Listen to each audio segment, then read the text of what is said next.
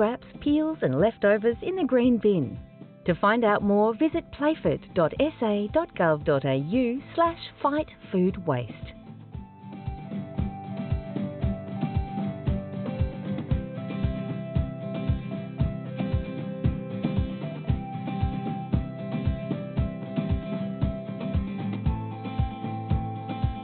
Want to know what's happening in the community? Subscribe to our e-newsletter, Playford News, at playford.sa.gov.au, and you'll be on top of stories, news and what's happening in Playford. It's local news for local people.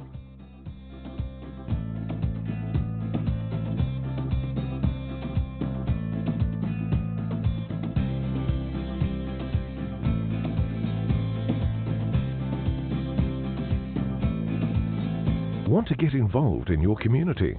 There are so many benefits in becoming a volunteer at City of Playford, including meeting new people, developing new skills, sharing your talents, improving your employability, as well as enhancing your own mental health and well-being. If you want to learn more about how to volunteer with us, visit playford.sa.gov.au/volunteers.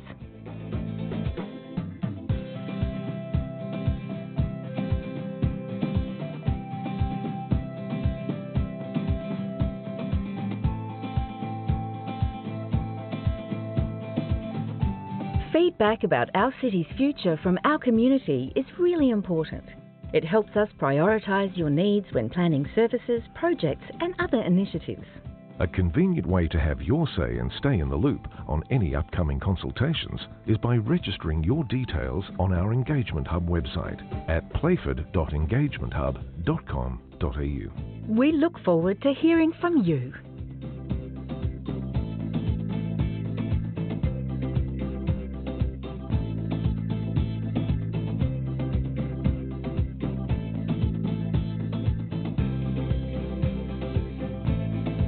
Have you visited the Stratton Centre on Peachy Road, Manapara? Designed to support growth in the city of Playford, the centre offers dedicated workspaces from less than $10 per day. There's also state-of-the-art event and meeting spaces for hire, a complimentary business support service to help you upskill, apply for grants and grow, workshops and networking, as well as training for young kids right through to adults. Plus, the City of Playford Library. Contact our team for a tour on 8254 4666 or visit the Stratton Centre at 307 Peachy Road, Manapara.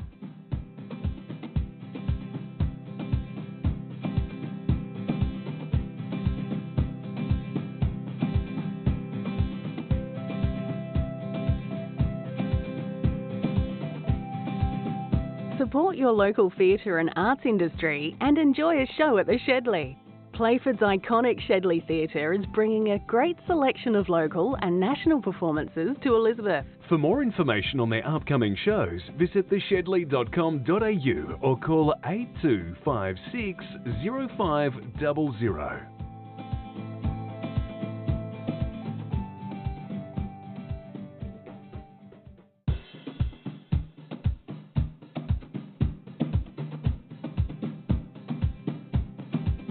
Did you know your food scraps should go in the green bin or a home compost system? It's better for the environment. It's the right thing to do. And it's easy. Fight food waste by putting all your food scraps, peels and leftovers in the green bin. To find out more, visit playford.sa.gov.au/fightfoodwaste.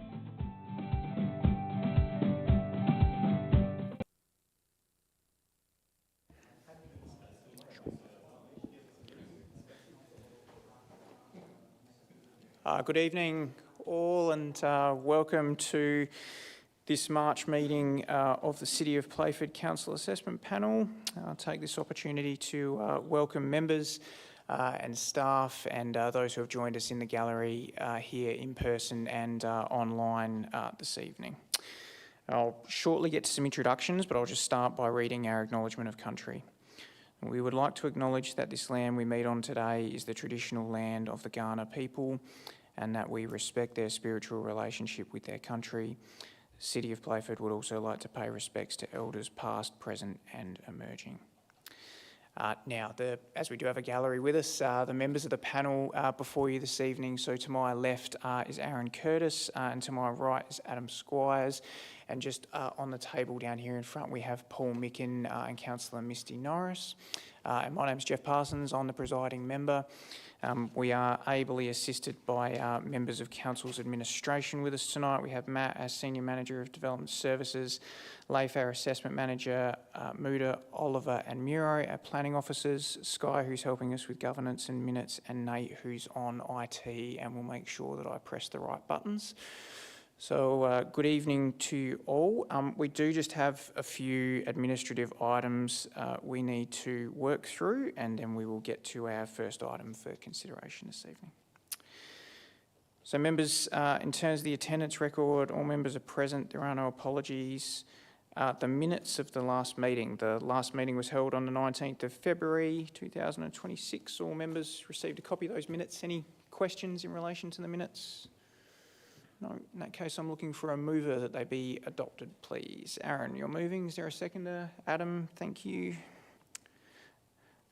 All those in favour, please raise your hand, and that's carried unanimously. As I understand it, applications withdrawn tonight is nil. Is there any declaration of interest any member of the panel would like to make in respect of the three items we have before us this evening? No? All right, this does bring us to our first application for consideration this evening. So this is an application for a change in use from warehouse to a shop with associated office and advertisement. It is located at Unit 8 7B Peachy Road in Edinburgh North in the Strategic Employment Zone. Was performance assessed and publicly notified, and the recommendation is to refuse planning consent. Mira, you are the assessing officer for the application. Do you have anything you'd like to take us through as an introduction to the item, please?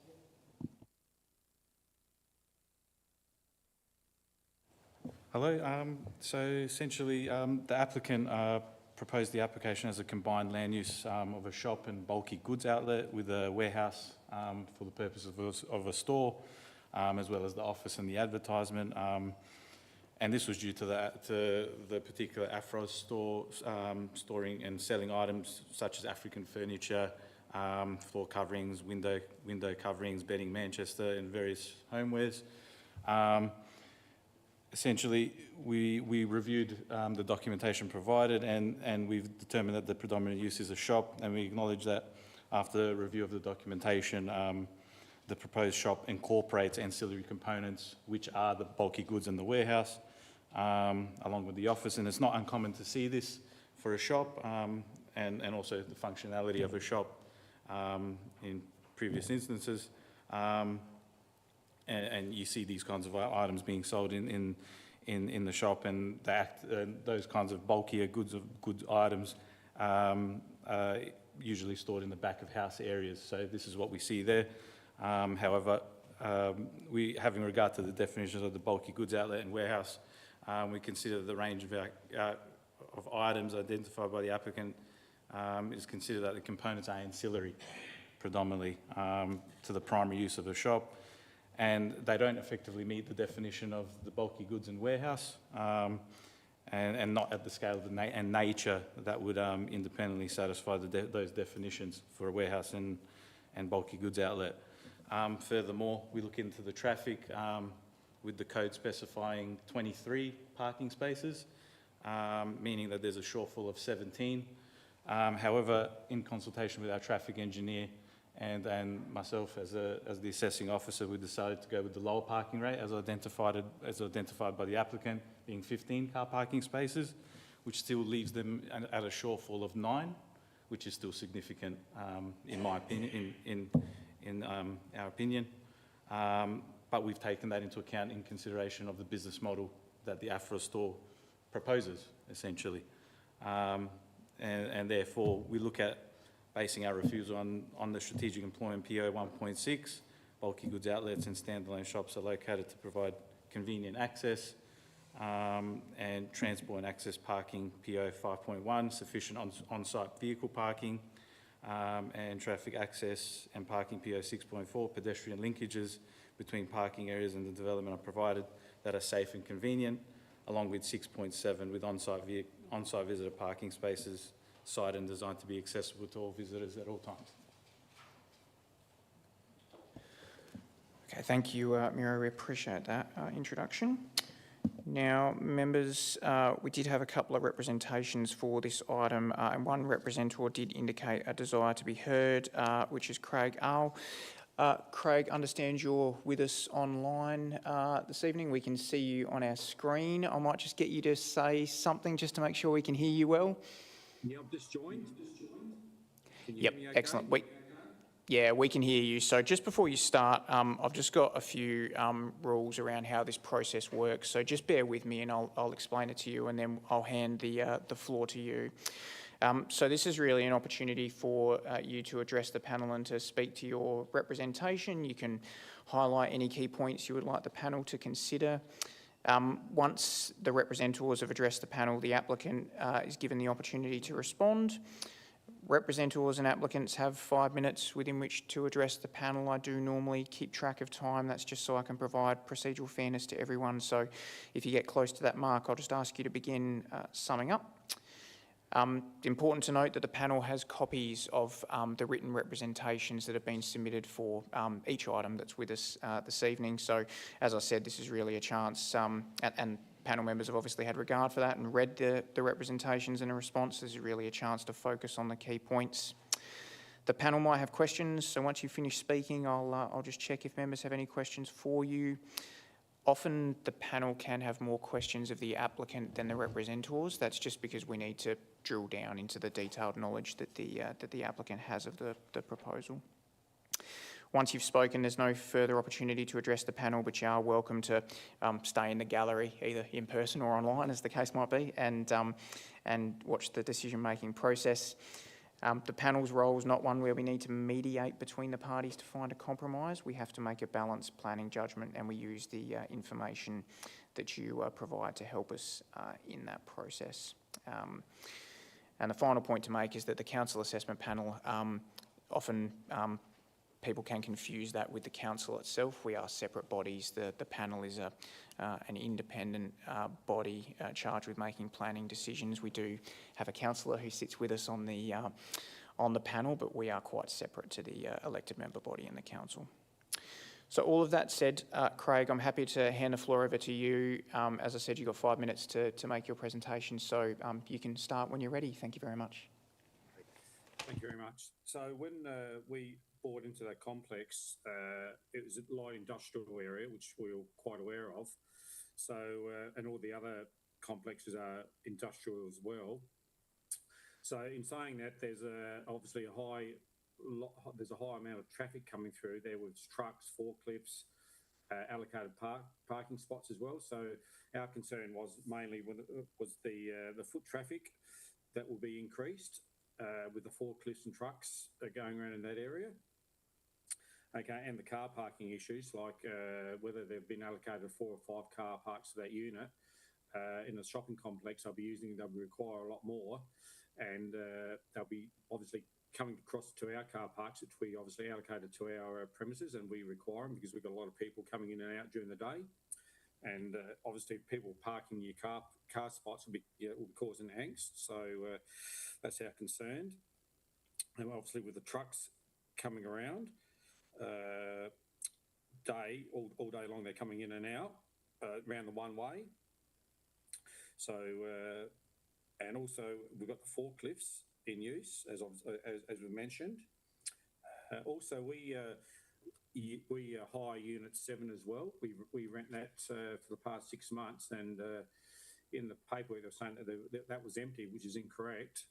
So we've got forklift going from Unit 9 to Unit 7 across there, probably 4 to 5 times a day as well. So it's very not dangerous, but obviously with if they've got children also running around, it's got to be a very dangerous situation for the children. Yeah, so that's the main key points that we've actually covered off on. There's more, or like our car parks have been allocated to us, or that we bought them, so it's our building.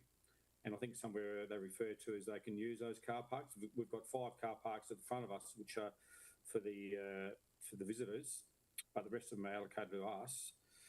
And yeah, that's about it. I'm thinking whatever I'll put in there about the foot traffic, the amount of car parking spots available. I don't think it's enough for a shopping complex with the trucks coming around, with the foot traffic, and also about the forklifts in our area, and we're crossing the path between Unit 9 and Unit 7, which will be a concern as well when it comes to safety of the patrons coming to within that shop. Okay, so that's about it there. Thank you. No, thanks, Craig. You made your points very well and clearly. Do you have any questions you'd like to ask Craig, members? Yeah, Aaron. Thank you for your presentation. Just in relation to then the question about, you mentioned that you're using Unit 9. Are any of the units actually vacant then at the moment within the actual complex? As far as I know, they're all getting used. So ours is, I mean, you can't tell ours is getting used because ours is closed off, and we just put the roller door in, get our gear in, or put it out. But if it's whatever we're doing, then we close it. So we're not using the offices, but the actual warehouse we're using. But when it comes to the other 7 of them, I'm under the presumption they are all filled. Yep, thank you. Adam, yeah. Yeah, thank you for your presentation.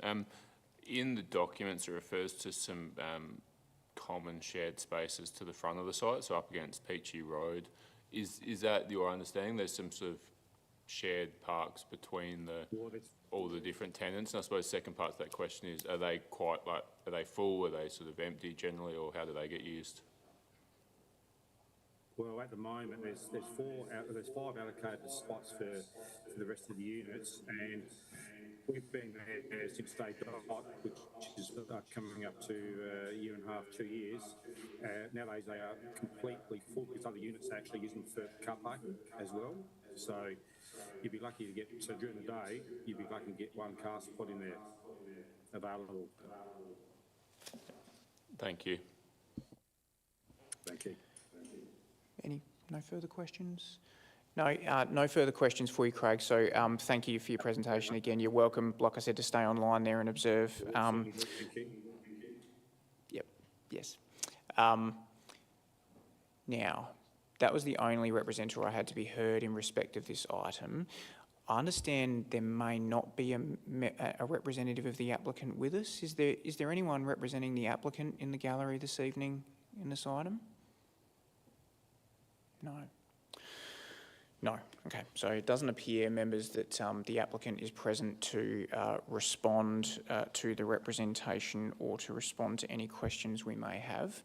So the opportunity is now available for you to ask any questions of the staff in respect of this item. Yes, Paul. Thank you. More a point of clarification. The report suggests that there's a maximum of 5 customers a day, but the applicant's report, applicant traffic representative says a maximum of 5 customers at any time. Can you just clarify which it is and whether that affects your recommendation? Thank you, Paul. Look, the way I read that report, at any time, I would be looking at Phil Weaver's report from that point of view. They did conduct a survey of other shops that they have. I believe it might be in Mansfield Park, and that's how they came to that conclusion. So I believe Phil Weaver utilised that particular report to come to that conclusion. But what I did notice is they didn't discuss any increased intensity that could come in the future. So I'd be looking at that 5 at any given point or any given time customers. Yep. Thank you. Any further questions for the staff members? Yeah, Aaron. Further to Paul's question, when the car park survey was undertaken, are you aware of if any of those shops were empty at the time? Because I guess where I'm going with it is that obviously they've undertaken a car parking assessment at the time for the site, but then it does raise question about how much of the site was being used at that time. Thank you, Aaron. When I conducted a site inspection, I did notice that there appeared to be 3 to 4 units that weren't occupied at the time of inspection. I can tell you that Wastex, Doorworks, DC Roofing Contractors, Wakewater Sports, which are currently occupying Unit 8, and Williams Mining and Industrial Sales occupying Unit 9, I believe, which is the biggest one at the front. That's what I noticed on site during the site inspection. Given Craig's, the representative's details in terms of that they actually ran out, I think it was Unit 7, I believe, that wasn't apparent to me at the time of inspection or the site inspection. However, I do take note of that and acknowledge that.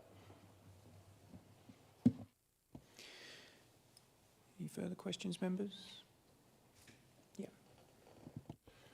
Yeah, thank you for that. I suppose just a point, we've got 3 different lists of tenants for this application. The traffic report's got a different list to the planning report, and then obviously you picked up some yourself that some of the tenants are slightly different. That's between November and March. Does council see is there a reasonable turnover of tenants on some of the sites, or is that something that's not sort of in council's purview? Adam, at the moment, I haven't seen much of a turnaround because that is a relatively new site. I believe it was approved in 2024. I haven't seen, I can't answer the question in terms of the turnaround times on that particular site. It's just what I observed on that particular site inspection on the day that I went out there and had a look. But I would also assume that there may be a turnover in terms of tenancies where tenancy timeframes run out and new tenants come in and move out.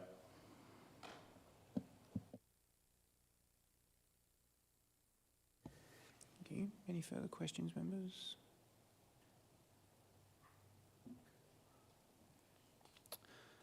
I think I just have one to finish, Miro, and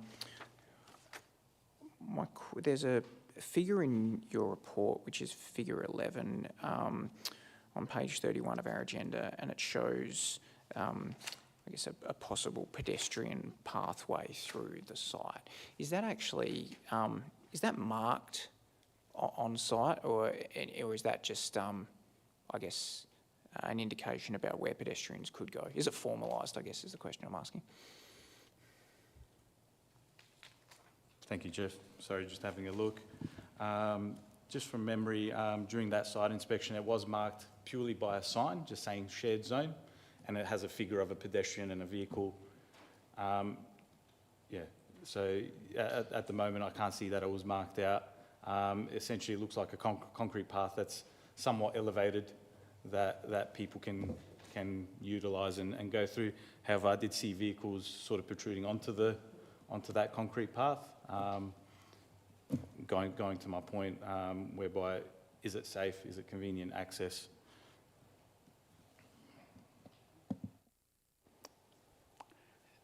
Just following on from Jeff's question, I've just been out on site and it looks as though the pedestrian route on the west of the building would actually be between the cars parked and the building, and I don't recall that it was actually marked as a shared zone.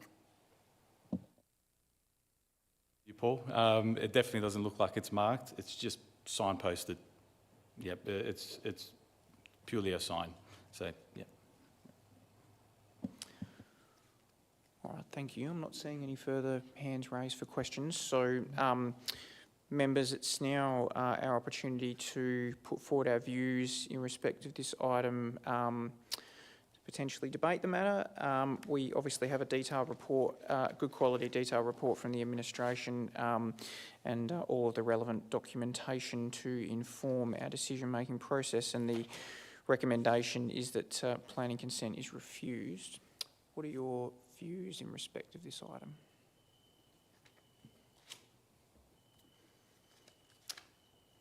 Paul? Thank you.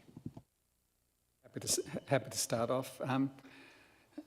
When I was looking at this proposal for retailing on the site, I was cognizant of the fact that under the definition of industry, a shop of up to 250 square metres is allowed in this zone, but only for goods that are manufactured on site. So, although the zone, I think, anticipates some retailing, it's not of a general retail nature, only of goods manufactured on site, for example, a joinery making furniture. So this is quite a different type of shop than I think the zone envisages. I believe it's more a retail shop than a bulky goods outlet. It's certainly not primarily bulky goods, and I believe more. I think the bulk of the floor area would be general goods, not bulky goods, and so therefore I agree that the higher parking requirements should apply, and therefore concur with the staff assessment that it's a shortfall of 9 spaces. I don't think the parking layout itself is very conducive for the general public to use on a relatively high turnover, especially the 4 spaces that are parallel to the wall. I think they'll become, they're more, I think, suitable for longer term occupancy. So I think customers are likely to avoid using those, and then will sort of rotate around the site to use the public space, and then they have to go through the challenge of getting to the site, to the shop itself. So I don't believe that the site is suitable for shop, and I support the recommendation. Thank you. Other members, Adam. Yeah, thank you. Look, commend the administration on quite a thorough report. It's covered the key matters quite well. Agree with Paul's views around it being a shop. I don't, the bulky goods aspect is ancillary to the core function as a shop, and I'm uncertain whether there's a warehouse function or a store if it is being distributed to other sites. I think that's probably a technical detail more than anything. Comfortable with the recommendation from a parking point of view. I do have a lot of concerns around this sort of land use with the separation from pedestrian connectivity and access. I suppose noting the report sort of doesn't raise issues with the land use per se. I do actually have some concerns around whether the land use is appropriate at this site. I think while a shop is provided for under the zone, it doesn't provide a shop being okay in every location. And part of me does wonder whether we're running contrary to PO 1.1 in that we're not unduly impeding the use of the land in other ownership, because there is, I think there is some challenges around how this would operate and not impede those adjoining land uses. But comfortable with the recommendation as drafted. Thank you. Misty, you want to go next?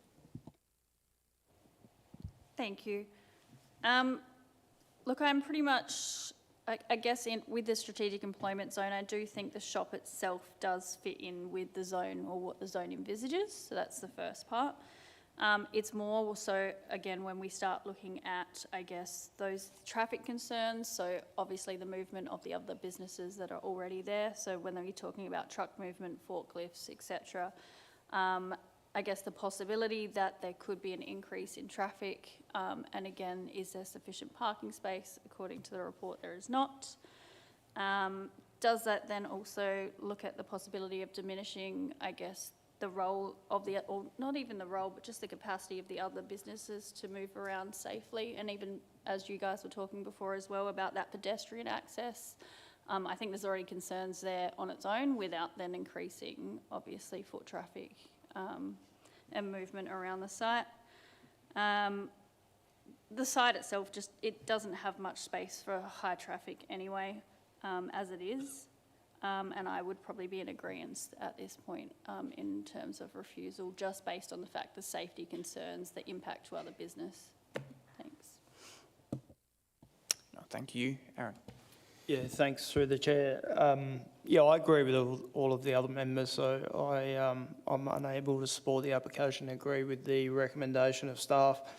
I think the land use itself I think in the right location is appropriate in the strategic employment zone. But I think it really is the context of this particular site and its location within the site. If it had been one of the units at the front of the site that was directly opposite to the other car parks, it could well be a different situation, but I'm just concerned about the interaction of this particular shop with all the other businesses. It's also apparent from just the photos within the report that the pedestrian access that is designated is already being pressured from car parks that are parking in that space.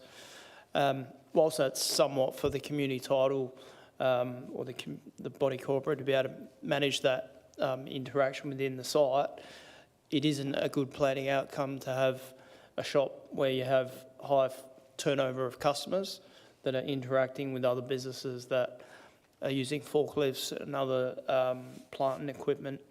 So on that basis, I think it's the recommendation to refuse the application is appropriate. I think I'd just also note that I think it is under car park, so I do have concerns about just the adequacy of car parks. The report is indicating that there would be a potential for spillover onto the street, so utilising on-street parking, and that also raises potential concerns in a strategic employment zone. Thanks. Thank you. And yeah, look, very similar views for me. Members are on face value, as many of you have said, the shop could be an appropriate use, but it's more so the individual siting, not fronting a main road and potentially causing conflict with vehicle movements and pedestrian movements, as all members have spoken about. So probably no need for me to labour the points further. I think we're all in agreement. Is any member prepared to move the recommendation as it stands, or potentially vary it in some way if you don't agree with one of the reasons for refusal? Yes, Paul, you're moving? Yep. Excellent. So Paul's moving the recommendation. Is there a seconder? Seconded, Adam, thank you. So I'll put that. All those in favour, please raise your hand. And that's carried unanimously. So for the benefit of those who have joined us, Craig, online, that application has been refused planning consent, so that development cannot proceed. The applicant does have a right of appeal to the Environment, Resource and Development Court should they wish to explore that. So if you do have any further questions around what can happen from here and the potential processes, then do feel free to reach out to the council staff the next business day. They'll be more than happy to assist you. We do have a couple of other items we need to get through on our agenda now, so you're welcome to either stay with us or to depart at this point. So thank you very much for your attendance. We really appreciate it. Appreciate you taking my Thanks. time and voting as well. Appreciate it. I'll pass the good news on to our workforce for us anyway. Thanks, Craig. Thank you. Thanks, Craig. Appreciate that. All right, members, we now have to move to our second item for consideration this evening. This is an application for a change in use of existing outbuilding to animal keeping in the form of dog kenneling and breeding, and from existing private open space to ancillary dog running yard. This is in the rural living zone at 17 Spencer Street in McDonald Park, performance assessed and publicly notified. Oliver, you were the assessing item officer for the item. Would you care to take us through anything as an introduction, please? Thanks, Jeff. I think it's probably a fairly straightforward, easy proposal to define as far as it being animal keeping within the rural living zone. The applicant seeks a partial change of use. Obviously, there's an existing residential use on the land, so we're looking to include animal keeping on the subject land. That's in the form of breeding and kenneling, and the breakdown would be 15 dogs for breeding purposes and up to 9 dogs at any one time for boarding purposes. So that's a total of 24 dogs to be accommodated at any one time. The change in use work also includes some acoustic measures for an existing outbuilding, which is to be converted to that kennel. And I guess the details of the works there are included in the report. So, thank you. Now, members, as we know, there was several representors in respect of this item, and 2 indicated a desire to be heard. I understand we have Brian Fretter with us in the gallery. Yes, Brian, would you still like to address the panel? Yes, certainly. So if I can just ask you to come up here to the podium we've got here.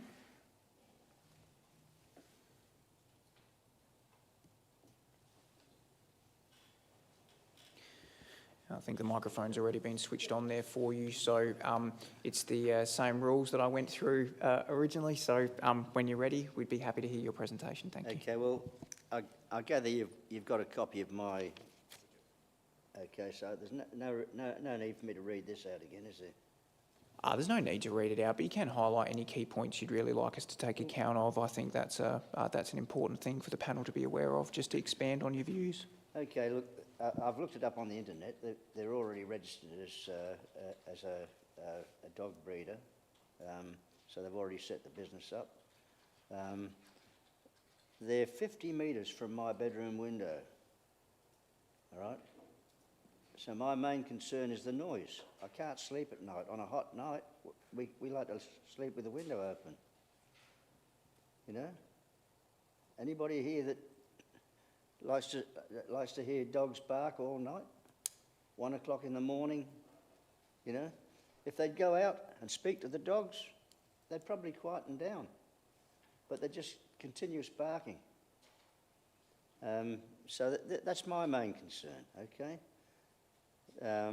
It's 50 metres from my bedroom window. So, you know, there's enough dogs in the street as it is. I'm not complaining about the other dogs. I'm not even complaining about their 3 dogs that they've probably got there now. I'm not even complaining about them, even though they are making a racket. I just don't want to see this expand into a huge business, and a puppy breeding farm, we won't get any sleep. We've been there for 24 years, and this is going to ruin everything for us. That's all I've got to say, really. Okay. Thank you for your presentation, Brian. Just stay there for the moment. I'll just see if members have any questions they'd like to ask you. Do you have any questions, members? No? In that case, thank you very much, Brian. You're welcome to return to your seat and observe what the panel has to say and decides in respect to this item. Now, I also understand we have the other representative, Ben Luxton, who's online, is my understanding. Is that the case? No. Okay. Doesn't appear to be with us. Or if that changes, please let me know. So there's now an opportunity for the applicant to respond to the representations. I understand we have Michael Walmsley from Flex Planning with us. Michael, I assume you're responding to the item, if you'd like to come forward.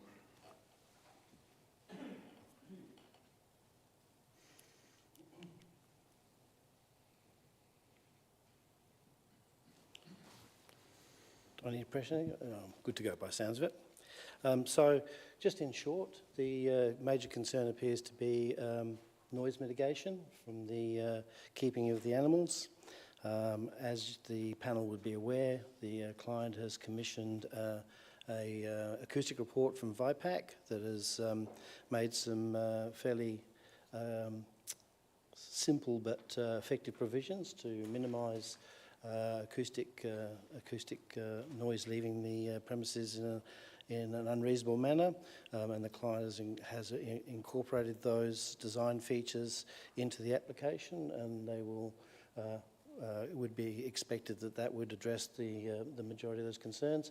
The suggested conditions of approval, should the panel be of a mind to approve the application, also provides reinforcement in the conditions that the acoustic treatments be maintained and the dogs be maintained in a quiet manner. There's also recourse through the Local Nuisance and Litter and the Dog and Cat Management Act for mitigation of any unpredicted noise in the future. So I believe that noise issue has been addressed. Quite clearly, the the rural living zone caters for the keeping of animals, and a dog kennel is certainly fits within that category. The building that it's situated in, I note on realestate.com, was previously a horse stable, so it has been previously used for animal keeping in the past. Whether that had an approval at the time or not, I'm not entirely sure, but certainly there's photographs of horses in the stables at that time. So that's the building that's being used for the housing of the animals. And it's central to the block, so it's as best positioned within the property to increase its natural boundaries from the property boundaries. So in summary, I think I agree with the report of the assessing officer. I think that they've covered the issues very thoroughly, and we're in support of that recommendation. If the panel is of a mind to consider approval, I would just make one point that condition, I think it's condition 3, just bear with me a second, identifies that it was supposed to be, it says 15 dogs for breeding purposes and 9 boarded dogs, of a total of 24 dogs. In actual fact, the client was looking for 14 dogs for breeding purposes and up to 10 boarding dogs as a maximum. So we would appreciate if that condition could be amended if that's within the decision-making process. Any questions that you'd like to ask of me or the client? We can certainly try and address any of those issues for you. Thank you. Can I just clarify? It was 14 dogs for breeding purposes and 10 for boarding.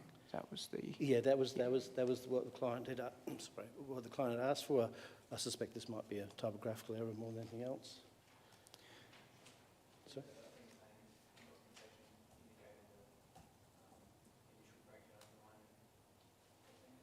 I think you'll find that in the letter that the response representations, it was quite clearly, you asked for the clarification, I think we did provide that. So, as I said, I think it's a fairly minor matter. It's still 24 dogs at the end of the day as a maximum. The client has indicated that that's, as a maximum, it's not, he doesn't anticipate it being at that level most of the time. Right, members. Thank you, Michael, for your presentation. Questions? I think I saw, yes, a hand up to my left. Aaron. Yeah, thank you, Michael, for your presentation. Just a question regarding temperature control in the building. One of the representatives did raise the matter of climate control in the building during, in particular, the summer period. I couldn't see in the response to the representations that had been explained. So what's the proposed method to ensure that there's appropriate temperature control in the building? Well, I think it'll be through natural cooling and heating, but opening up windows and so on to allow any heat out. I don't believe that there's any air conditioning proposed as this, but I also don't believe that it's required as part of the Cat and Dog Management Act guidelines for breeders. So it's not a prerequisite. And certainly, I guess, if it turns out that they need air conditioning down the track, that's something that the client will obviously consider. But obviously, the animal management will be in accordance with the guidelines produced by the Dog and Cat Management Act, and they'll have to meet their licensing conditions and so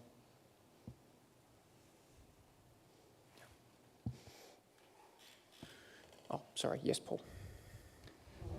Through the chair. Can you confirm that there's no exercise area proposed for the breeding dogs, only for the boarding ones? That's my reading of the report. Tony, are you able to confirm that? Sorry, I'll just double check.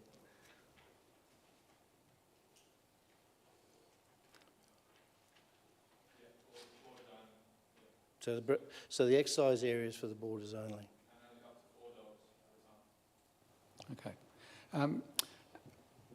Was given the policies seek a separation from distance from between boundaries and kennels and also associated yards, which I interpret to mean include exercise yards, was consideration given by your client to impose having a setback, for example, through reorienting the exercise yard? Well, the the actual building itself is smack bang in the middle of the site, and is approximately where the recommended in the P&D code is 25 metres. The building is the kennel is central to that and basically occupies that space. It's about 30 metres from the respective boundaries. So unfortunately, the kennel is the primary building and is located in that area. So whether we can't meet the 25 metres easily anywhere else on the block, so it's the best use. But I think by limiting the amount of dogs using the exercise yard and the times of day that exercise yard is used, will effectively mitigate the issues that would arise in any event.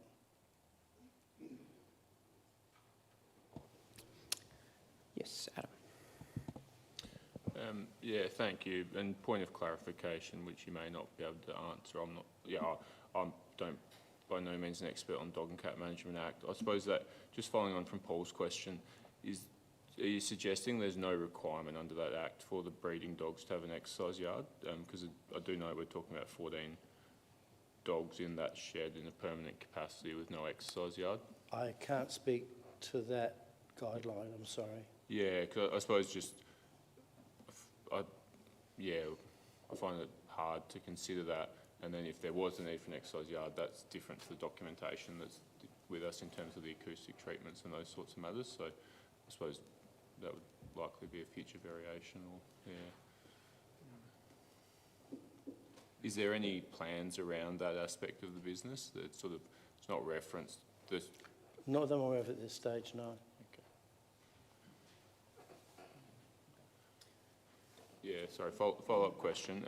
The breeding component, is there the sale of the puppies, so to speak, is that happening on site, or is there like a visitors area where people come and look at the dogs, or how's that aspect of it going to be managed? I suppose from familiarity with other sort of operations, there's usually a sort of area, you know, the dogs come out and you play with the dogs and that sort of thing. Seems a little bit lacking on this one. I'm not too sure. Again, if Alicia could ask the client what the situation is with the sale of animals.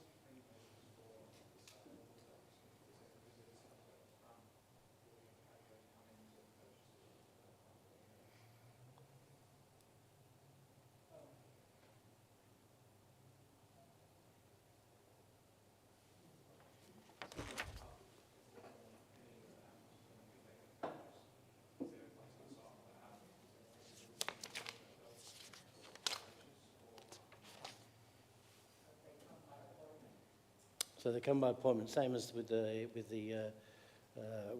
depositing and picking up of the boarding dogs, by the sounds of it. So, yeah. Okay, thank you.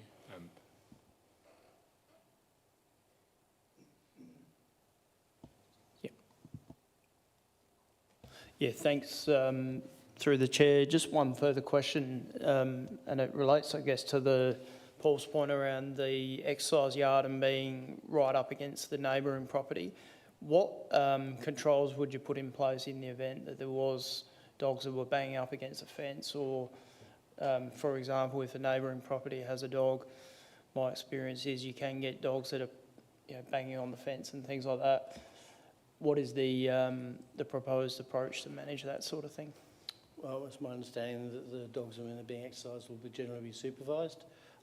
But, I mean, if that property was just being used as rural living and the owner had 4 private dogs on that land, which is quite feasible, it would be a similar situation. It would be a matter of the usual responsible ownership and control and management of the animals. And, of course, you know, when the dogs are causing a nuisance, there are recourses through not just the approval that would be granted, but through the Dog and Cat Management Act, a bit of breach, and the general inspectors could undertake either action through the Dog and Cat Management Act or local nuisance and but probably primarily through Dog and Cat Management.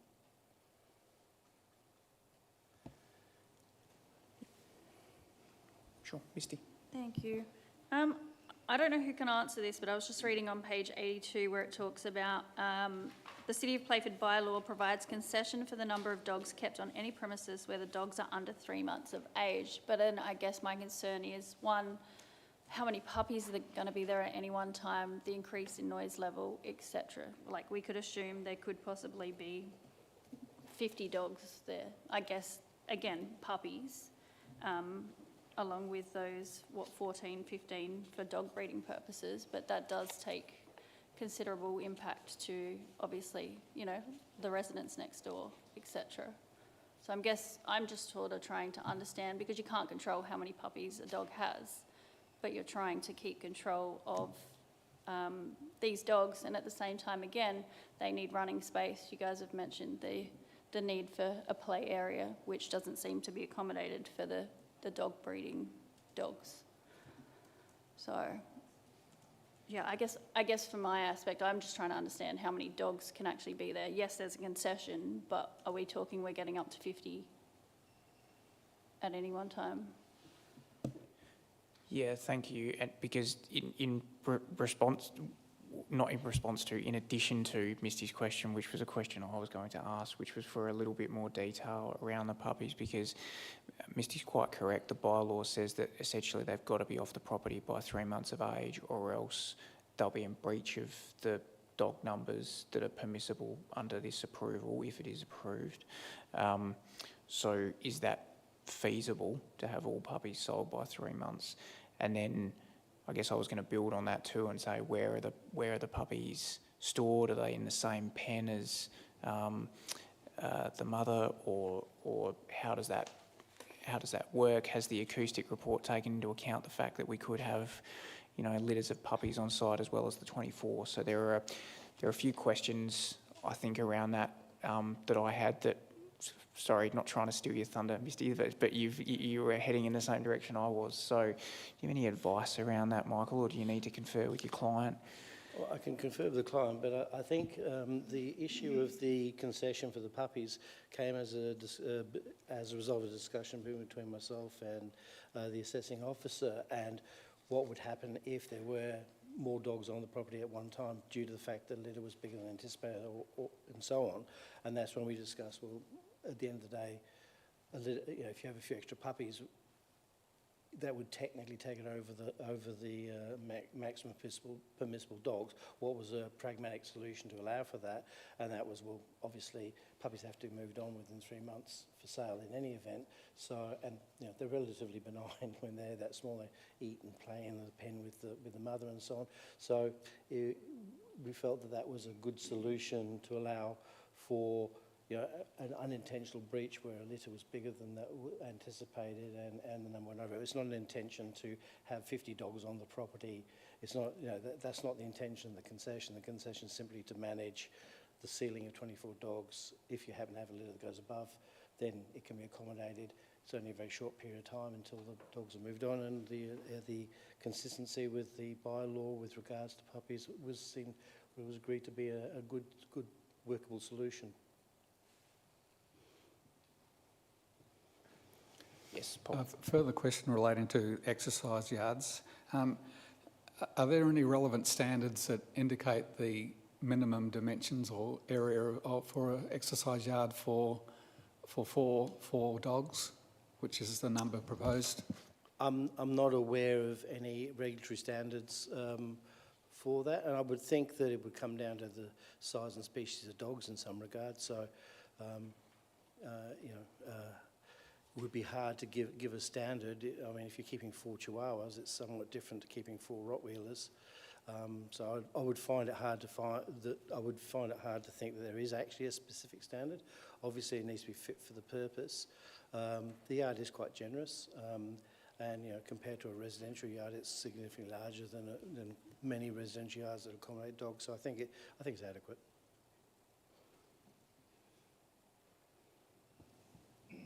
Okay, thank you. And can I ask a further question, Michael? I'm interested in, I couldn't see this in any of the documentation. Are there hours that are proposed for the drop-off and pick-up of boarded dogs? Quite often when you have a kennel facility, there's specific hours during which you drop off and pick up dogs, and that can also be beneficial from a impact on locality perspective because it's limited to, you know, a 2-hour window per day. Is there anything like that that's proposed at this point?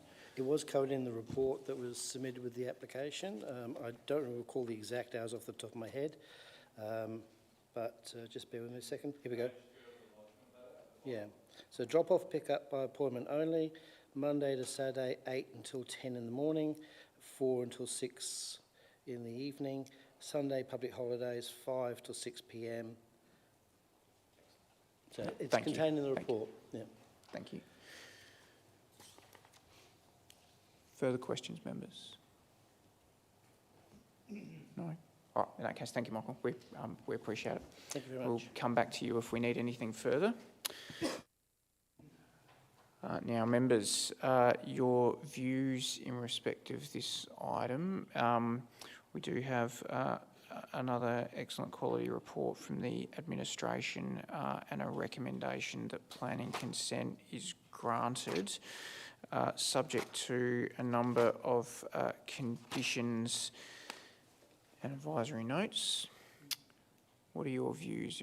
Yes, Aaron. Thank you. Jeff, just before we go into that stage, I just wonder if we can just ask any question of staff, if you don't mind. Thanks, Oliver, for the initial presentation. Just a question about the, I'm interested in your thoughts around the matter of the climate control in the building that I raised. That we've heard that there's no proposal to maintain temperature control. Also, I'm mindful the acoustic report hasn't considered the impact of air conditioning within the building. Can I get your thoughts on that? And if you see that as being essential for this particular building for the to maintain, I guess, the amenity of the dogs? Yeah, thanks, Aaron. Now, there was reference to evaporative coolers with respect to the kennel. I believe it was contained within the VIAPAC report. I can't remember from the top of my head, but that was what I took cues from with respect to the climate control, that it had been considered, and that was contained in the VIAPAC report. Yeah, under section 9.2 with mechanical services. Thank you. Yes, Adam. Yeah, thank you. I suppose just a question in relation to the operation of the breeding component. I suppose I'm just struggling to get my head around that aspect of it, and whether the Dog and Cat Management Act, that formed any part of the consideration. I understand it's separate to the planning Act. I suppose I'm just conscious of if we're then assessing something which can't actually be implemented due to separate legislation, particularly I think in regard to that exercise yard for the breeding dogs. Thanks, Adam. So I guess at the end of the day, my assessment was limited to what I could glean from the Planning and Design Code, and I guess there's no particular reference to the Dog and Cat Management Act and the obligations under that Act. It would be my assumption that should the proposal be approved, that the applicant would obviously have to abide by any requirements that are set out in that Act as well. Thank you. This might be a question for the assessment manager. What scope is there for if the panel was of a mind to approve this, to condition I have a condition that requires a setback from the boundary of the exercise yard, not dissimilar to, say, I think subsequent application coming up later, requiring the addition of louvers or screening on a balcony that aren't shown on the plans. Does the panel have the power to impose a condition that effectively changes the proposal before us, but in order to make to partly achieve policies? Thank you for the question, Paul, through the chair. I don't, off the top of my head, I had to think through it just as we're having a discussion. I can get back to you. I don't think we'd have the power to put a condition on that required additional works as that. Well, if the panel was of a mind to reserve matter, additional treatment or otherwise to that fence, that is a potential we could look at. I guess it's up to the panel in terms of their decision-making, whether there would be other options available as well in terms of the decision-making, whether it's, a deferral to review that aspect of it. But I think a reserve matter could also potentially address that concern, and that could be delegated, either come back to the panel or could be delegated to the assessment manager to review to ensure it's met. Question? Aaron? Oh, sorry. Questions from me, but happy to kick off when we get to that stage. I'm not seeing any more questions for the staff, so yes, let's Okay. hear from you about the merits. Yep, thank you. Look, broadly, I don't have objection to the land use or form of development. It is a more substantial scale. I mean, it's not the largest facility that I've come across, but it is a reasonable size one. It is in a zone that I think is appropriate for this type of use. It is clearly an established form of use in the locality, so I do understand the representative concerns that there's already a lot of dogs in the particular locality, and that's why I think it's fundamental and incumbent on the applicant to demonstrate that the acoustic performance of this development is acceptable. The acoustics, the noise is clearly a critical issue for this proposal, and the application is accompanied by an acoustic report, which we are relying on heavily. There's a number of recommendations in there in relation to noise, which I note and which are part of the proposed development. So that gives me some comfort in relation to the management of noise. There will also need to be an ongoing obligation on the applicant to make sure that they comply with the noise levels that are stipulated within the report. So in the event that there are concerns from neighbours in relation to the development, there's opportunity for the matter to be reviewed to ensure that the applicant is meeting their noise obligations.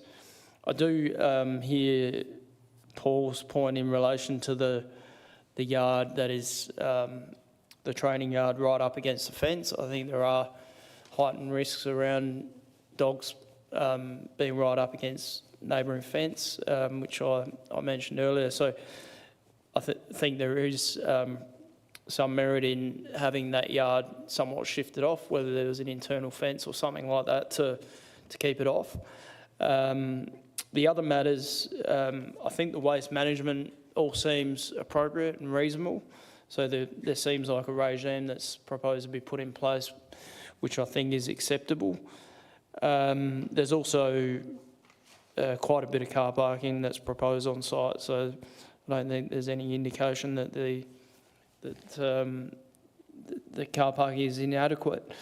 I just also stipulate in relation to the noise matter, which I raised earlier around the mechanical plant, that if ultimately we're going to support this application, and broadly I am supportive of the development, that the matter of mechanical services may need to be addressed further through a reserve matter, because the VIPAC report does conclude that if evaporative cooling systems are to be used, there needs to be further engineering design done to ensure that it doesn't compromise the integrity or the acoustic integrity of the building.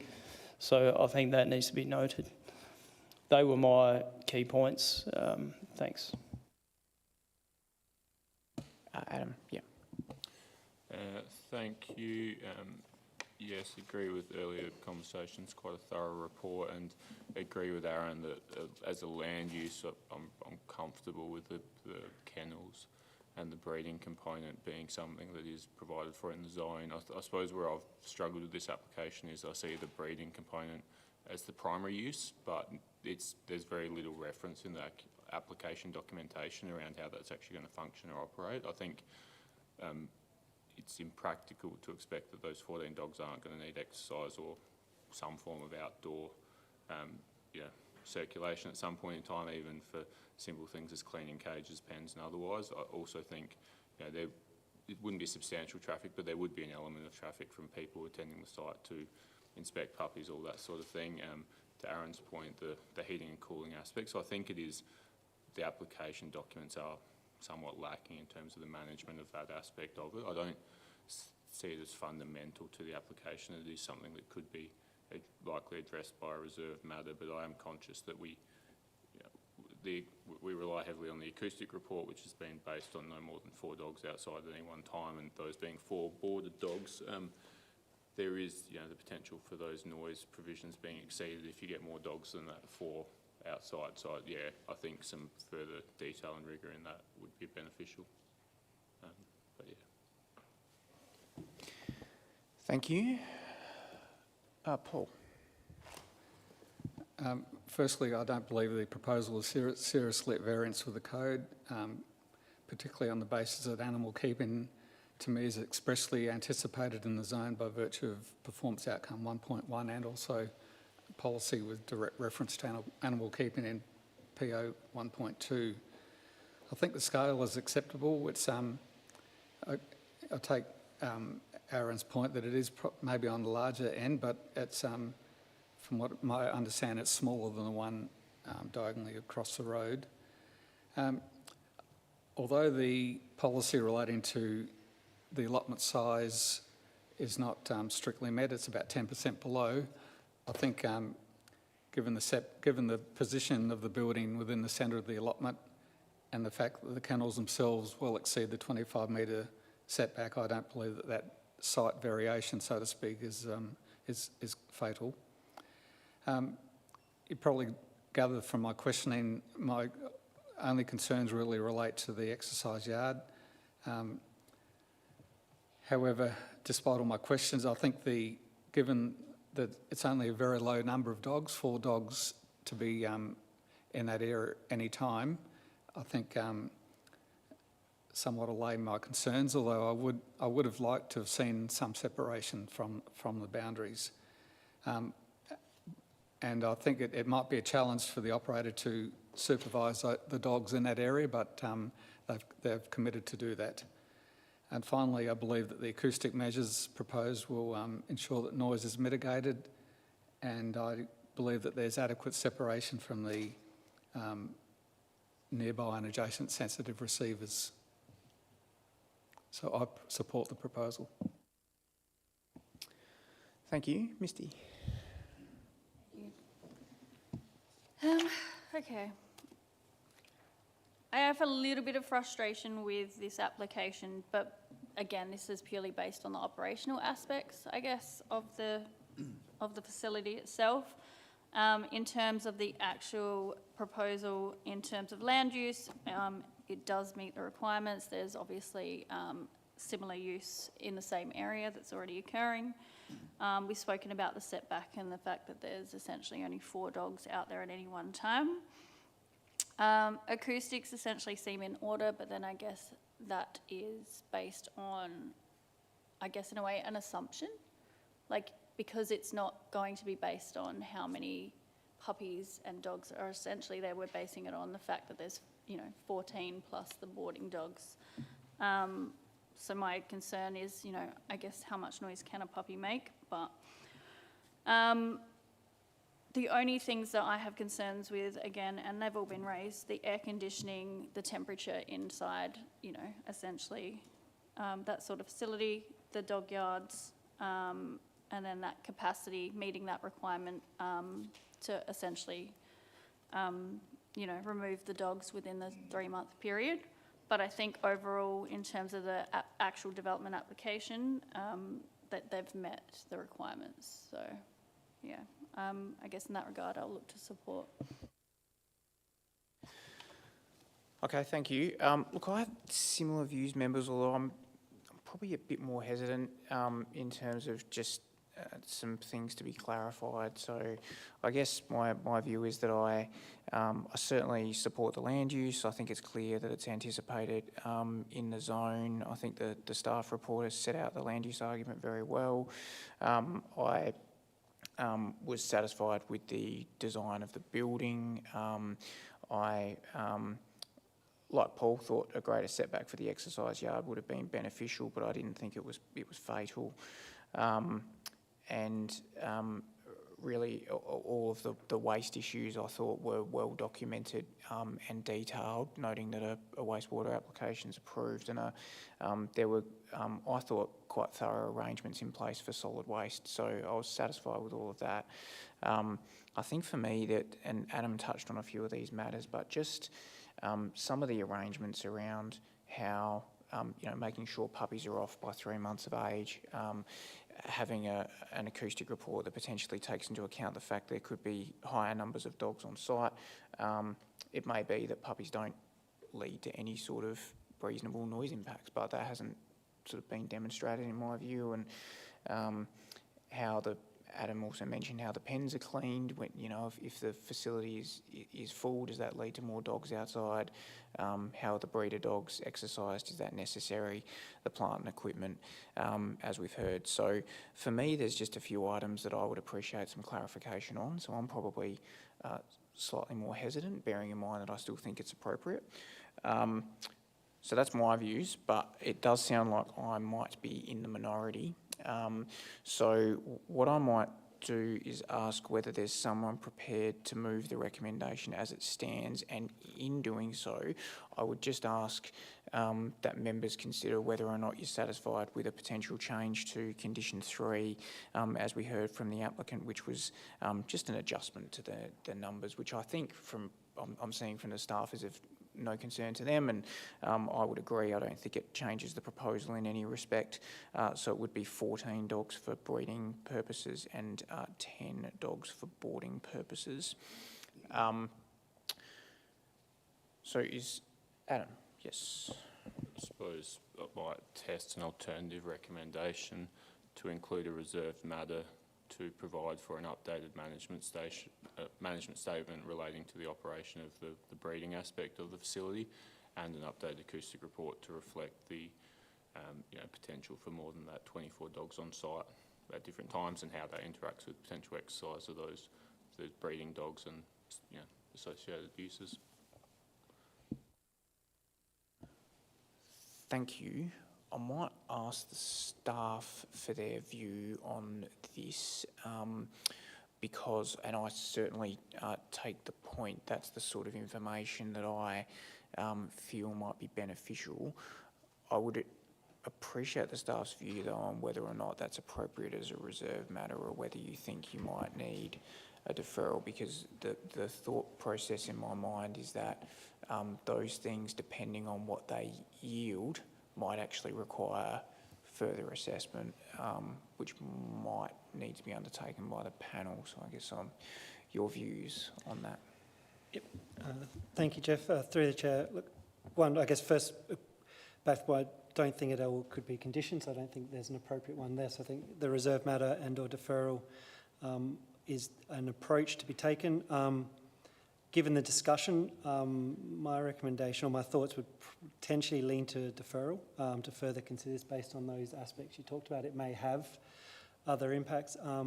Alternatively, I think we would have the ability to draft a reserve matter which would result in that. And should there be an additional requirement, pending as long as they're not development in their own right, we could condition that through that additional detail that's supplied within that reserve matter. So I think either approach could be taken. I said I'd probably lean towards a deferral, but obviously that's for the panel's discretion and decision as part of their discussion. Thank you. I think the way that I'm thinking about this is to take Paul's example about the exercise yard. If we were to want some further details around the treatment against the fence, then I think that would be fine as a reserve matter. But if we wanted it to be relocated, then I think something like that would need to be a deferral. And I guess it depends on the type of information that the panel, and whether there's a majority of members who think there is more information that's needed, the extent to which that information might require amendments or further assessment. So that's probably the issue we have to debate. But I think in the first instance, it may well be that there's a majority of members who support the recommendation as it currently stands. or perhaps with a reserve matter that's reasonable. I'm not sure. So I'm really in your hands about how you wish to proceed. Is someone prepared to test the waters one way or the other?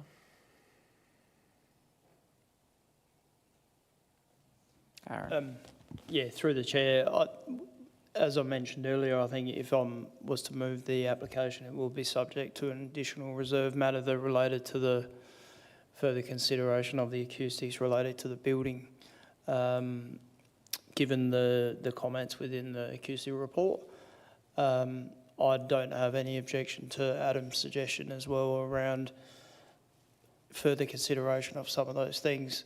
I guess where I was sort of going or thinking with this was that, look, there is a report that seems to indicate that the proposal broadly meets the noise policy and the noise requirements, that yes, we have some further questions around some elements of it that might need to be further clarified, but I'm not gauging that these are necessary things that couldn't be overcome through further detail. I guess in relation to the matter of the puppies, I mean, the way I interpret the application is simply that once the puppies get to 3 months of age, they can't be on the site, that the condition is absolutely crystal clear, that they can't have more than 24 dogs. My experience with puppies as well is that typically at 8 weeks of age, they then become available for sale. I guess that only gives them a small window in which they can be rehomed, or they would simply just have to be removed off the site and an alternative location found. All right, so I'm perhaps getting the sense that you're potentially happy to move the recommendation, but it would be with the addition of a reserve matter around clarification regarding the plant and equipment in terms of air conditioning for the building, and potentially would you like to include the other elements that Adam spoke to, an updated operational management plan, if I can use that terminology, and a revised acoustic report that takes into account the potential higher dog numbers that might be present on the land as part of the breeding program. I'm getting a few nods around the table, so perhaps can I ask the administration to do some expert drafting on the run and then present something back to us for our consideration. And can I just ask for a moment of patience, please, from the gallery, just while we see if we can draft up some wording that might be reasonable for the panel to consider. So please just bear with us. We probably just need approximately 5 minutes.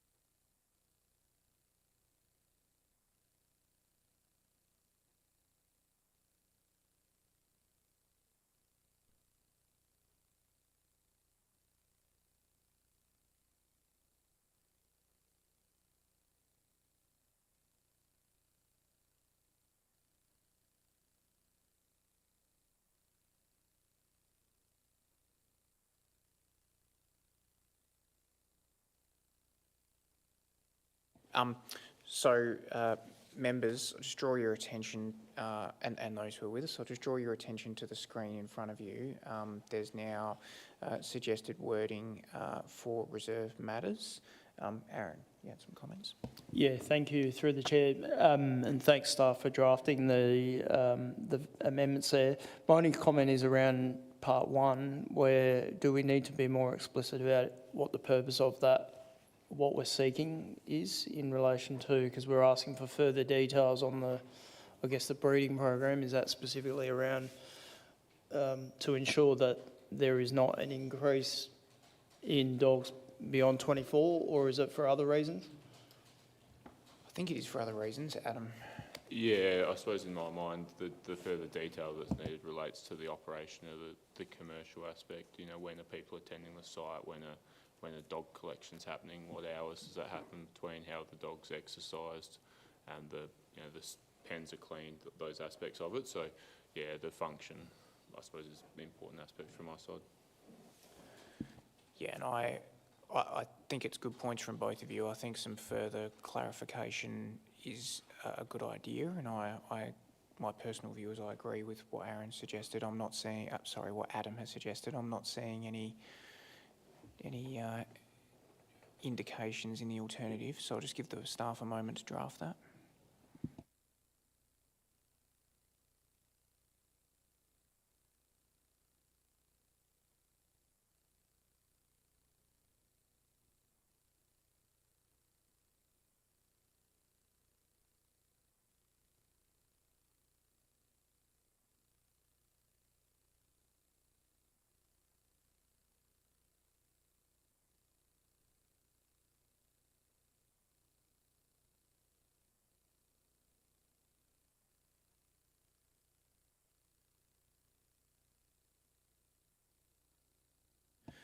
Yes, thank you for drafting.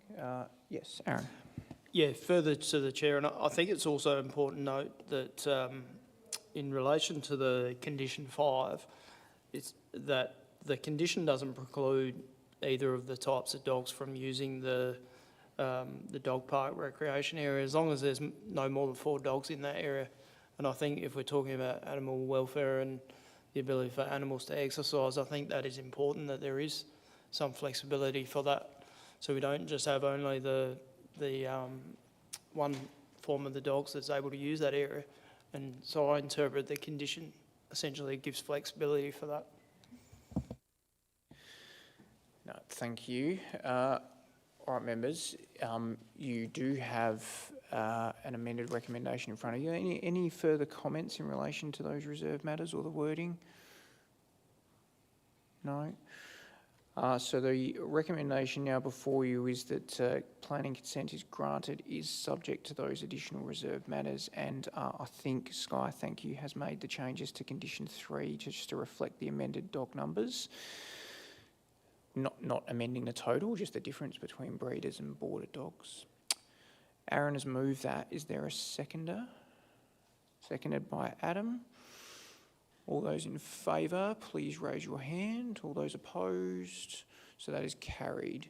So for the benefit of those who have joined us, that application has received planning consent. Is subject, first of all, to the satisfaction of those reserved matters and a number of conditions.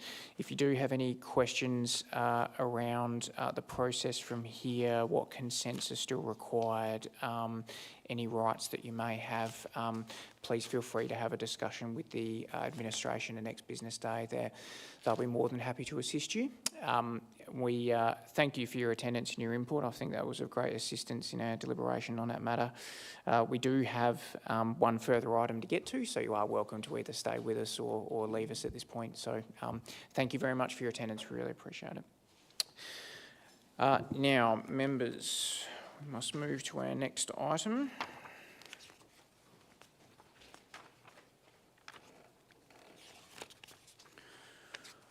I might just check first, are members happy to keep going or do you need a break? Happy to continue? Yes, all right. So this is an application for the construction of a 3-storey residential flat building for supported accommodation consisting of 10 specialist disability accommodation apartments, 1 on-site overnight assistance apartment and ground floor, associated common areas, landscaping, retaining walls and car parking. It is proposed to be located at 66 Main Terrace, Blakeview, in the Master Plan Neighbourhood Zone, performance assessed and publicly notified. Muda, is there anything you'd like to take us through as an introduction to this item, please? Jeff? Just wanted to give a bit of contextual background in terms of the site itself. So the 66 Main Terrace in Blakeview has been designed as part of the previous Blake's Crossing land division. It forms part of the specified suburban activity centre within Concept Plan 10 in the code.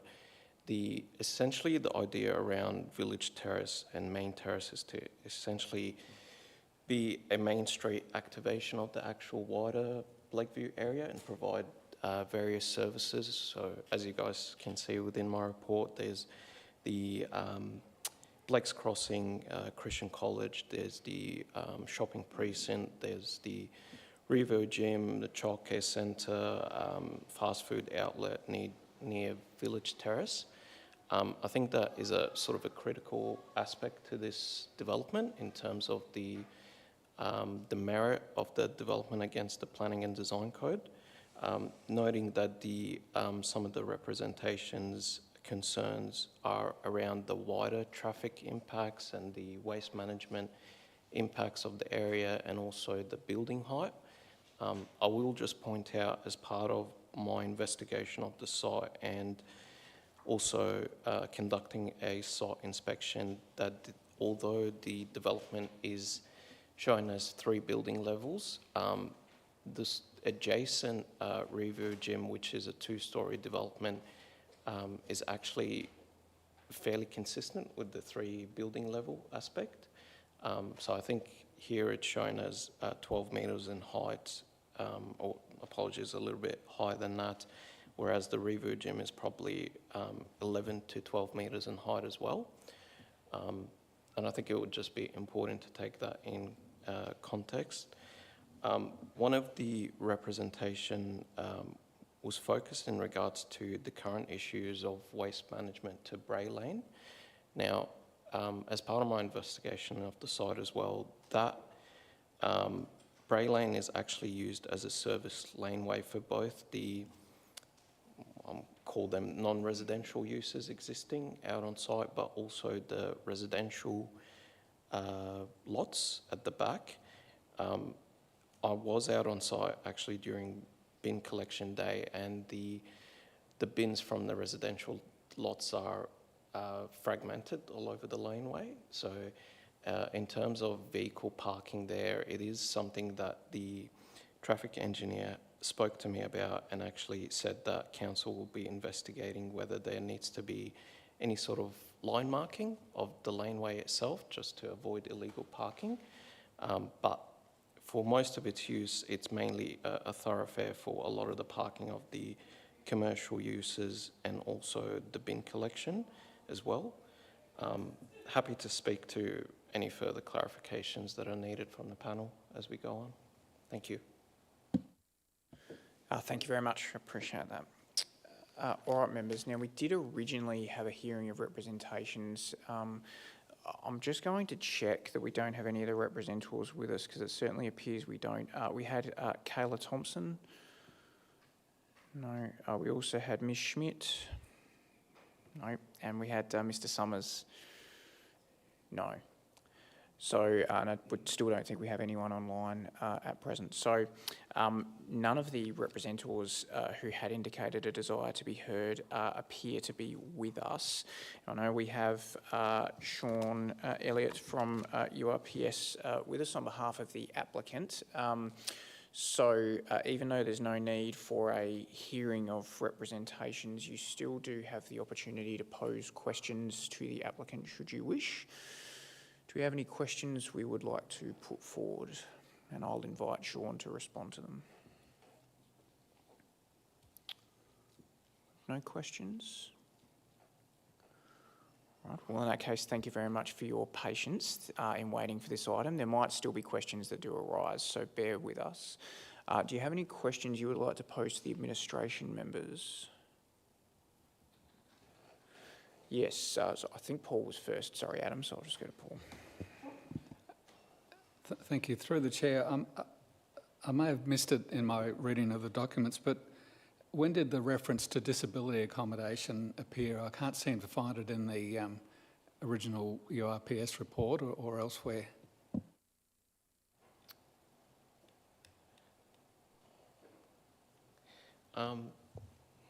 Thanks for that, Paul. Essentially, the disability accommodation apartments were reflected within the architectural plans as part of the cover letter. Oh, sorry, cover page, apologies. I do remember that prior to URPS getting involved in the project, the previous applicant provided a sort of a high-level cover statement speaking to this development being undertaken under NDIS from memory, but I've factored into what the architectural plans reflected and the planning report reflecting the supported accommodation function. Just before I come to Adam, I might just check to the gentleman who just walked in. You're not here in respect of this item, are you? You were for the, no. I just didn't want you to miss an opportunity to be heard if you were here for this item. Adam, your question to the staff.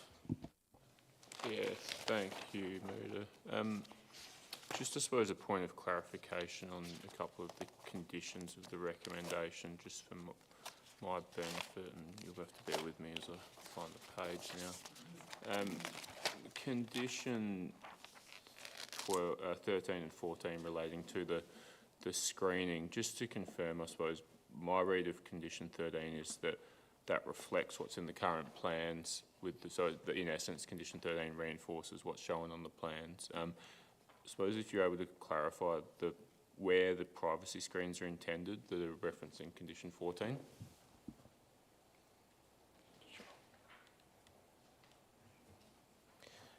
Thanks, Adam.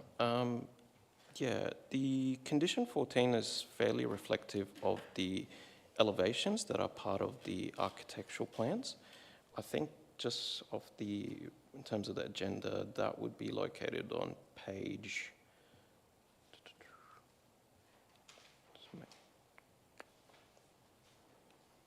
that would be within page 169. It's purely in terms of elevation B and also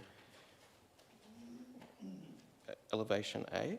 Now, the privacy screening was mainly implemented as part of the response to the RFI and also the response to the representation, purely in terms of avoiding any overlooking to the Bray Lane residential dwellings at the back.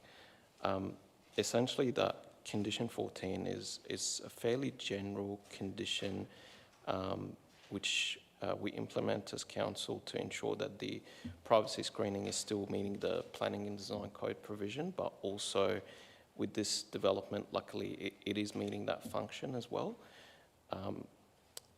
In hindsight, it could have been that condition 13 and 14 could be combined, to be honest with you guys, but they still kind of reflect what's actually on the plans themselves. Thank you, that's great. Thank you. Yeah, just to clarify so that we're absolutely clear, I think there are screens on elevations B, C and D rather than A. Is that accurate? I think that's what's referenced in the condition as well.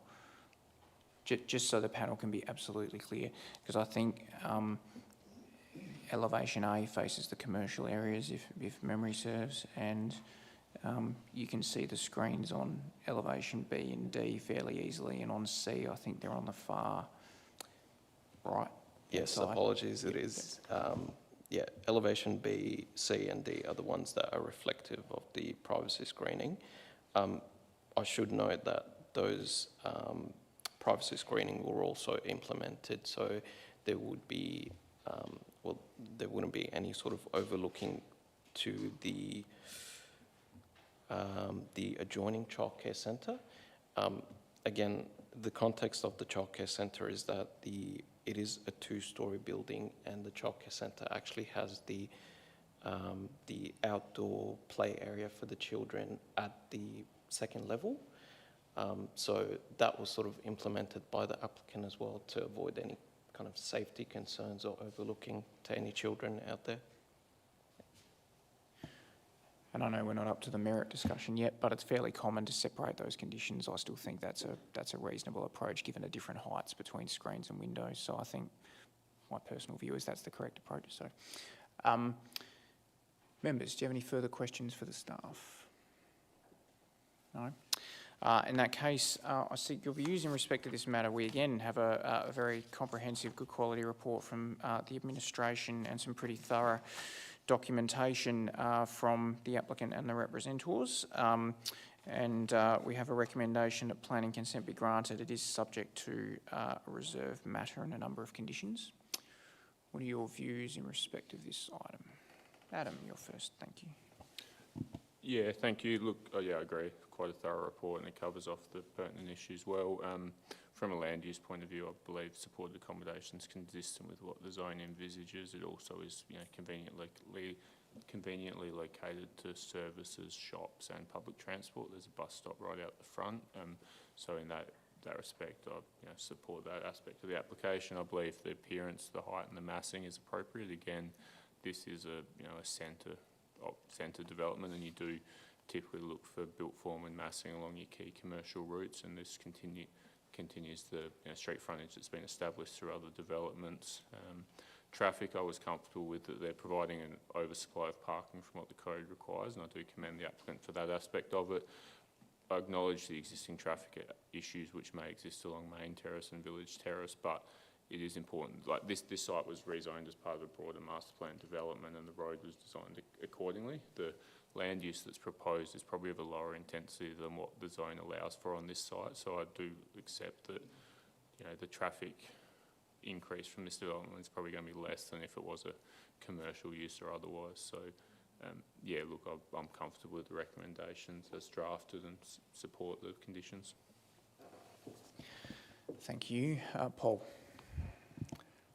Okay, I'm probably taking a different perspective on this. I'm placing a lot of weight on on what the zone and the subzone refer to in terms of residential development, which I think this is akin to.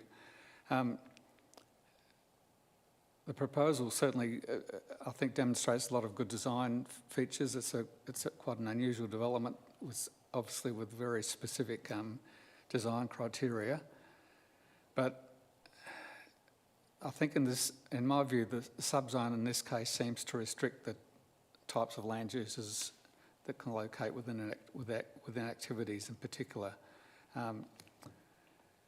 Although the zone lists residential flat building and supported accommodation, in my view, the subzone appears to speak against residential type development, including residential flat building and supported accommodation within an activity centre, with the only residential land use being a dwelling located above non-residential development.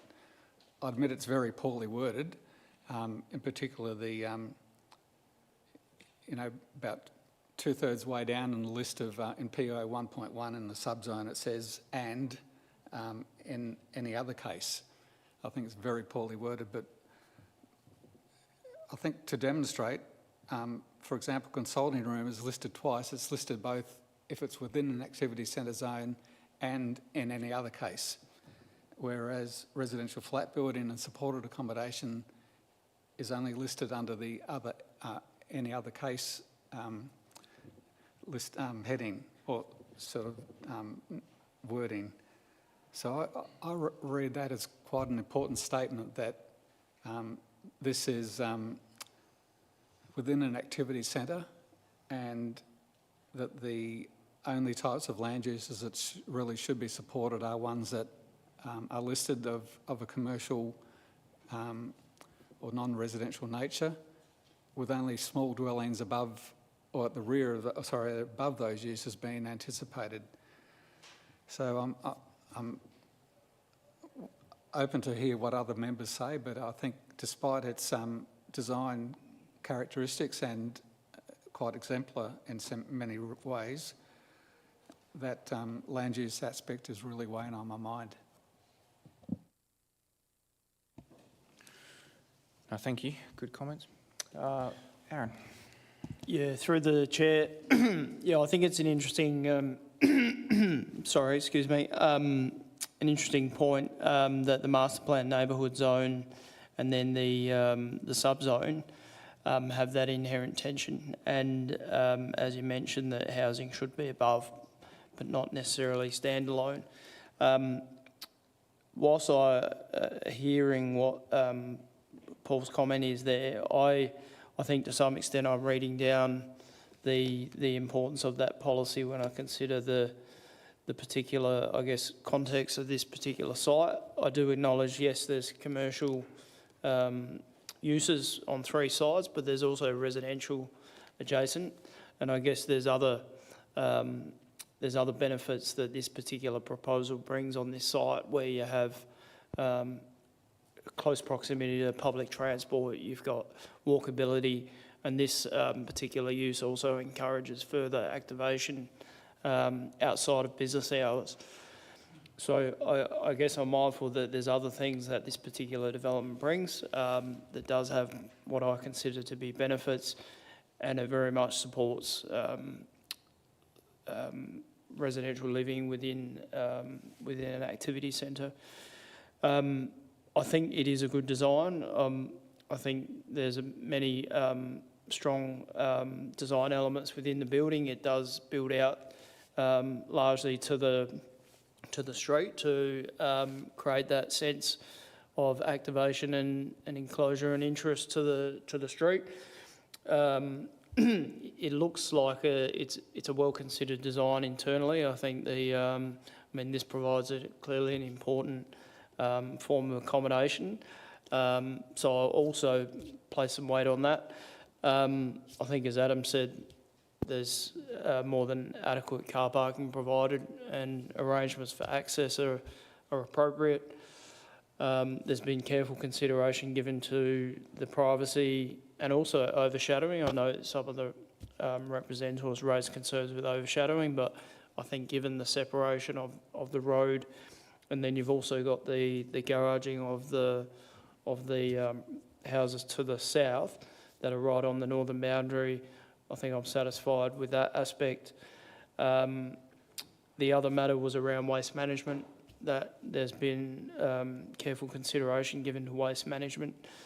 So, and also I should add, there's landscaping that has been given consideration with the interfaces to the street and the lane.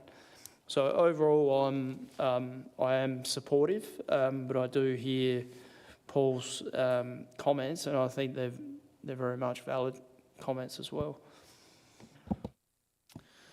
Misty.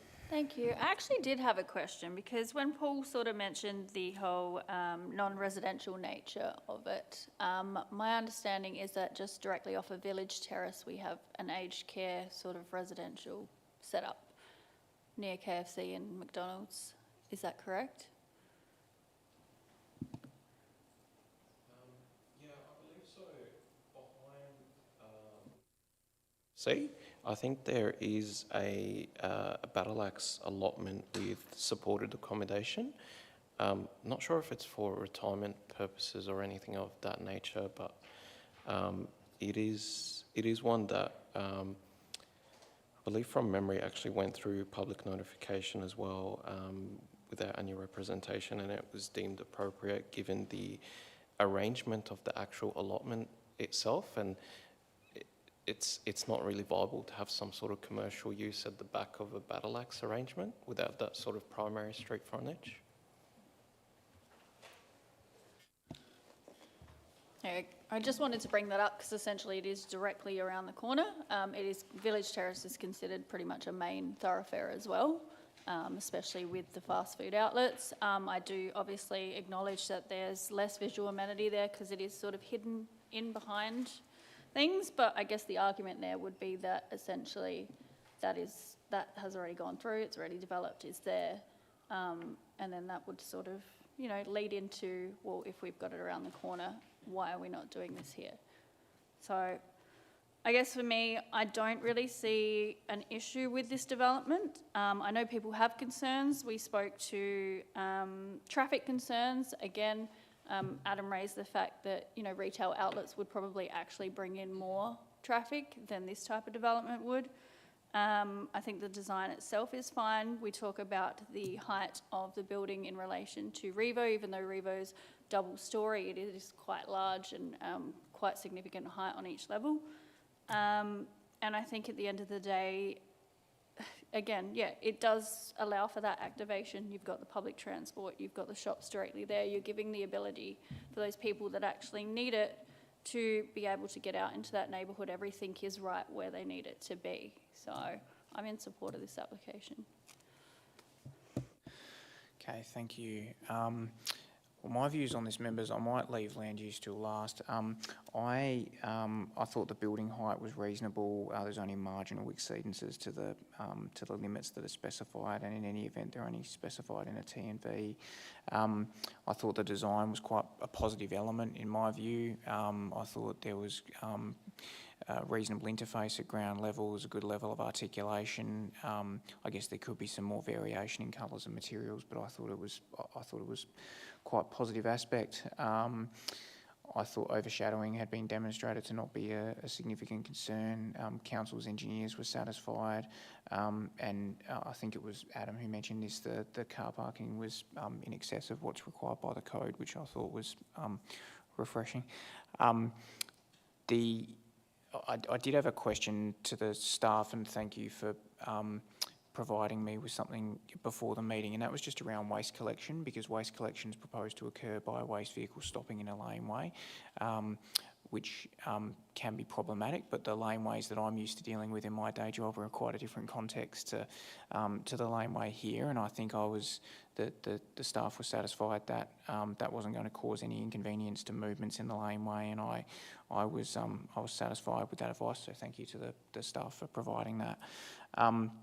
I think in land use, when I was looking at this, my first note says that there's no question the land use is appropriate, and then I read the subzone and that caused me to second guess that. But when I looked at the subzone, was look at the desired outcome first when I'm looking at these, and it did talk about employment and community services, making the neighbourhood a healthy and convenient place to be, and I used that as the framework to look at the POs, and while it is a residential, it's like residential in nature, I think you can often have more visitation. There's a staff element that's associated with it as well, and it is on that interface with residential. So balancing all of those things, I thought it was a reasonable land use outcome. I don't think it's straightforward, but I think maybe it's contextually appropriate is the best way I could put it. That was the position I arrived at.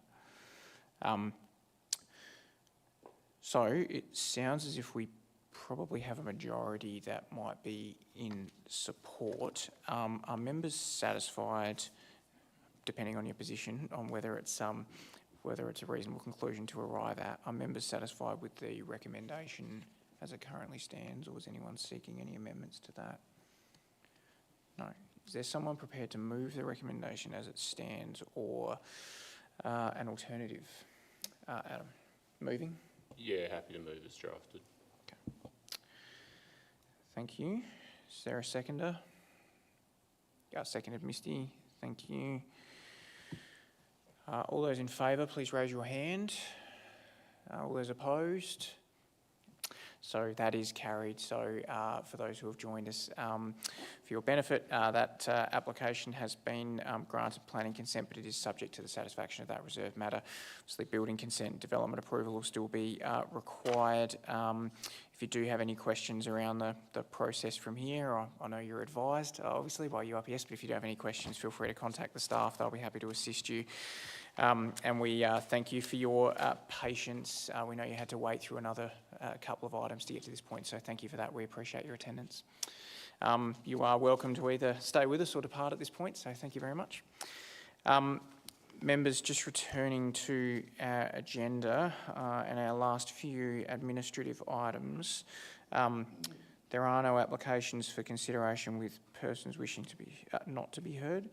There are no Cat 1 applications. Is there any update on any appeal or deferred item that you would like to update us on, Leif?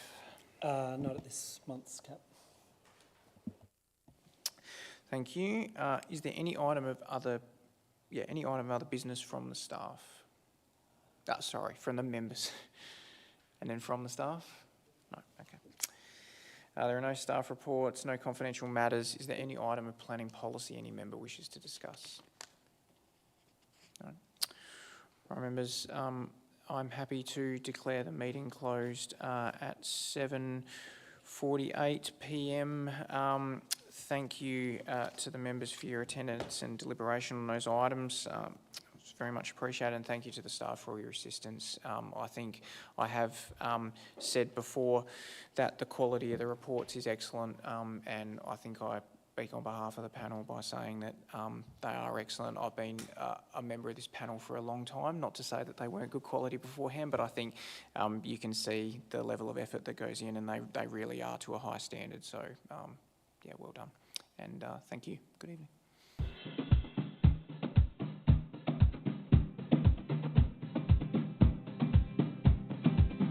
Did you know your food scraps should go in the green bin or a home compost system? It's better for the environment. It's the right thing to do. And it's easy. Fight food waste by putting all your food scraps, peels and leftovers in the green bin. To find out more, visit playford.sa.gov.au/fightfoodwaste.